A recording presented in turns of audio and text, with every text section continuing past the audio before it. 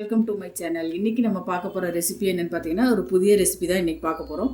சேமியாவில் நம்ம எப்படி புட்டு செய்கிறதுன்னு சொல்லிட்டு தான் பார்க்க போகிறோம். இது செம்ம டேஸ்ட்டாக இருக்கும். இதை எப்படி செய்கிறதுன்னு சொல்லிட்டு இன்றைக்கி பார்க்கலாம் வாங்க. இதில் ஒரு கப்பு சேமியா எடுத்திருக்கேன். இதில் சேர்த்துடலாம். சேமியா மூழ்கிற அளவு நம்ம தண்ணி சேர்த்துக்கணும். தேவையான அளவு இதில் உப்பு சேர்த்துடலாம். நம்ம இனிமேல் இதில் உப்பு சேர்க்க மாட்டோம். நம்ம இந்த தண்ணியிலே சேர்த்து இதை நல்லா நம்ம மிக்ஸ் பண்ணி எடுத்துடணும். கொஞ்சம் 4லேருந்து ஒரு 5 நிமிஷம்,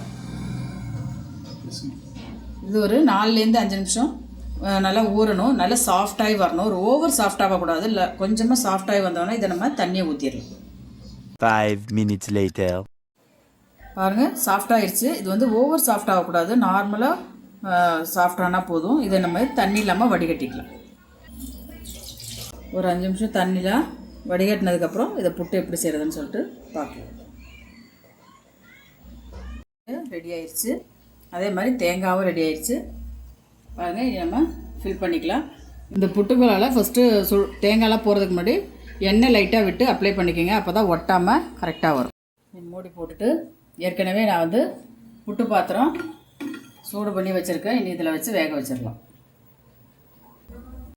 பாருங்கள், ஆவி வந்துருச்சு. இனி வந்து நம்ம வெந்துருச்சான்னு சொல்லிட்டு பார்க்கலாம்.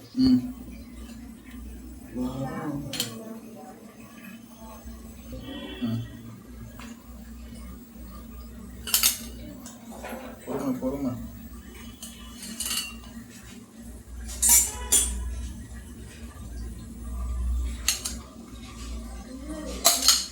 நம்மளோட சேமியா புட்டு சூப்பராக சாஃப்டாக ரொம்ப நல்லா இருக்குது. இது நீங்கள் தேங்காய் பால் சர்க்கரை ஊற்றி சாப்பிட்லாம். சும்மாவே வந்து நாட்டு சர்க்கரையோ வெள்ளைச்சீனி சர்க்கரையோ போட்டு இது சாப்பிட்லாம். ரொம்ப நல்லாயிருக்கும். பாருங்கள், நல்லா சாஃப்டாக இருக்குது. நான் இன்னொன்று கூட செஞ்சிடலாம்.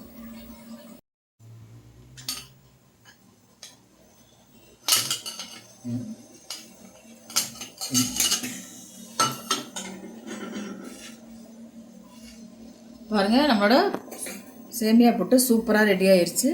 இதுக்கு நீங்கள் வந்து சிக்கனோ மட்டனோ கறி கூட வச்சு சாப்பிட்லாம். தேங்காய் பால் சர்க்கரையை வச்சு சாப்பிட்லாம். செம்ம டேஸ்ட்டாக இருக்கும். கண்டிப்பாக நீங்கள் ட்ரை பண்ணி பாருங்கள். ஆனால் இது வந்து சூடோடே சாப்பிட்றணும்.